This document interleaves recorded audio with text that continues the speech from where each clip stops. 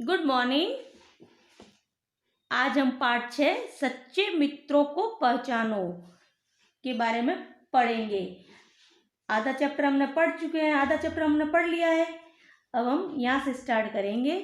इस चैप्टर में, इस पाठ में बताया गया है कि ज़्यादा मित्र दोस्त होते हैं तो वो हमें पढ़ने लिखने नहीं दिया करते हैं, वो खाली खेलने में हमारा टाइम वेस्ट करते हैं। इसके पिताजी, नंदू के पिताजी उसको यही समझा रहे हैं कि कम दोस्त होंगे तो पढ़ाई भी अच्छी होगी और तुम अच्छे बनोगे। ज़्यादा दोस्त तुम्हें खेल की तरफ ले जाएंगे और तुम खेलते रहोगे, पढ़ाई में मन नहीं लगा पाओगे। और अपने उनके मित्रों की परीक्षा लेना चाहता है कि सच में मेरे दोस्त मेरी सहायता करते हैं या नहीं।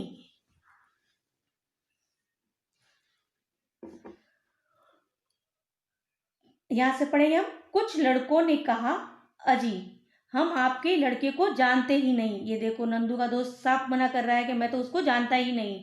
कुछ लड़कों ने यहाँ तक कर डाला, ऐसे लड़कों को अपना दोस्त बन करने में हमें शर्म लगती है।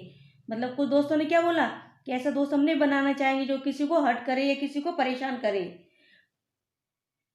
नंदू के सभी दोस्त कोई न कोई बहाना बनाकर खिसक गए। इसके बाद पिता नारायण को लेकर अपने एक मित्र के घर पहुंचे। उसके पिता का नाम क्या था? नारायण। वो अपने, या नारायण नहीं, नंदू होना चाहिए। पिता नंदू को लेकर अपने मित्र के घर पहुंचे, उसे सारी बात बताई। उस मित्र ने नंदू के पिता को गले लगाकर हिम्मत बंधाते हुए कहा, मेरे प्यारे दोस्त, तुम्हें डरने की कोई बात नहीं, मेरे पास काफी धन है। मैं अपना सारा धन खर्च करके तुम्हारे पुत्र के प्राण बचाऊंगा, तुम चिंता मत करो। यानी नंदू के पिता को दोस्त ने क्या बोला, नंदू के पापा के दोस्त ने, कि नहीं मैं तुम्हारे बेटे को बचाऊंगा, यानी हेल्प कर रहा है वो उसकी। इसके बाद पिता अपने पुत्र को दूसरे मित्र के घर लेके गए। पहले एक मित्र के घर लेके गए, अब दूसरे मित्र के घर, वो भी उसकी हेल्प करेगा। इसके बाद पिता अपने पुत्र को दूसरे मित्र के घर ले गए, उसे भी सारी बात सुनाकर अपने पुत्र के बारे में बचाने की प्रार्थना की। उस मित्र ने कहा, दोस्त यह आफत तुम्हारी नहीं बल्कि मेरी है। तुम्हारे तो एक ही बेटा है, मेरे 5 बेटे हैं, इसलिए मैं अदालत में बताऊंगा कि अपराध मेरे एक पुत्र ने किया है, उसी को सजा दिलवाऊंगा और तुम्हारे पुत्र को अपराध से बचाऊंगा। मैं तुम्हारा दोस्त हूँ, अगर इस आफत के वक्त तुम्हारी मदद न करूँ तो हमारी दोस्ती का मतलब ही क्या। तुम डरो मत, मैं देखूंगा तुम्हारे पुत्र पर कोई आँच न आने पाएगी।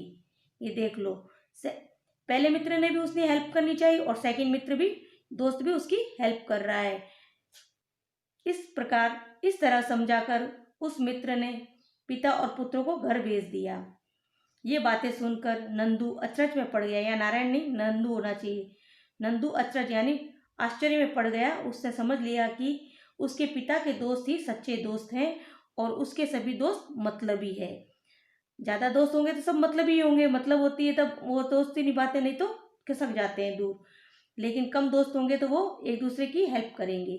उसी दिन से नंदू ने उनकी दोस्ती छोड़ दी और पढ़ाई में लग गया। आपको भी कम दोस्त बनाने चाहिए, लेकिन बेस्ट दोस्त बनाने चाहिए जो आपकी पढ़ाई में हेल्प करे। खेलने कूदने वाले फ्रेंड हमेशा हमको पढ़ाई की ओर नहीं ले जाएंगे और वो खाली खेलने में ही हमारी मदद करेंगे। क, सही विकल्प पर राइट का निशान लगाइए। कुछ प्रश्न उत्तर दे रही हूँ, वो आपको कॉपी में करने हैं। क, सही विकल्प पर राइट का निशान लगाइए। तारीख 8 तारीख है। किसान के कितने बेटे थे? 1 2 3। कितने थे? 1। ओके, राइट लगाइए 1 पे। सेकंड, नंदू कैसा लड़का था? पढ़ाई में होशियार, पढ़ाई में बुद्धू या विलक्षण प्रतिभा का? कैसा था? पढ़ाई में बुद्धू। 2 नंबर पे राइट लगाइए। फिर निम्नलिखित प्रश्नों के उत्तर दीजिए। किसान के बेटे का क्या नाम था? किसान के बेटे का नाम नंदलाल था। ब्रैकेट में नंदू कर सकते हो आप, नंदू। ओके। नंदू कैसा लड़का था? नंदू पढ़ाई में बुद्धू था। कैसा था लड़का? पढ़ाई में बुद्धू। किसान के समझाने पर नंदू ने क्या उत्तर दिया? किसान के समझाने पर भी नंदू ने कहा।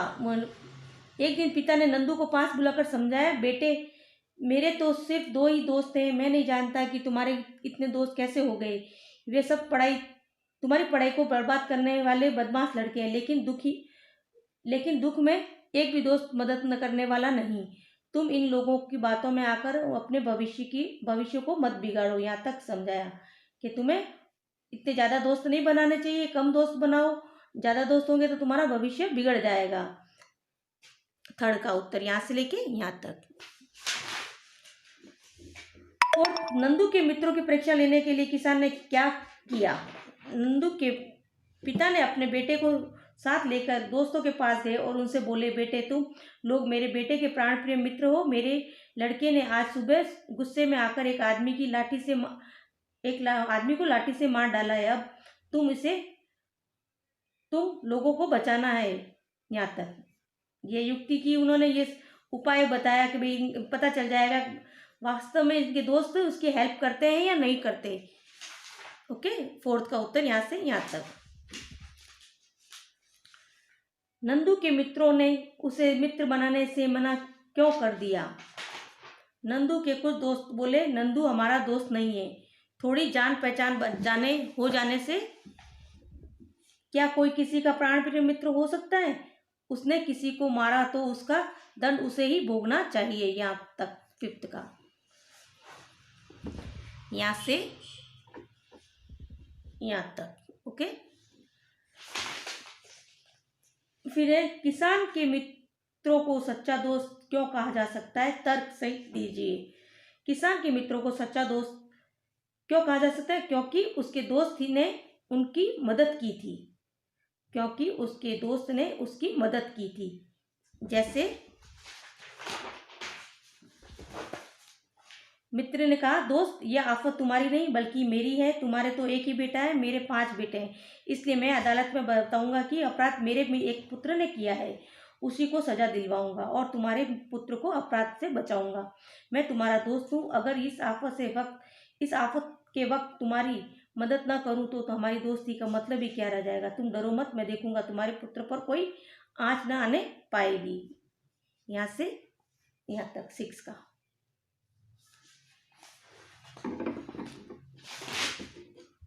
ओके, आपको होमवर्क करना है। डेट डाल के 8, 12, 20, 20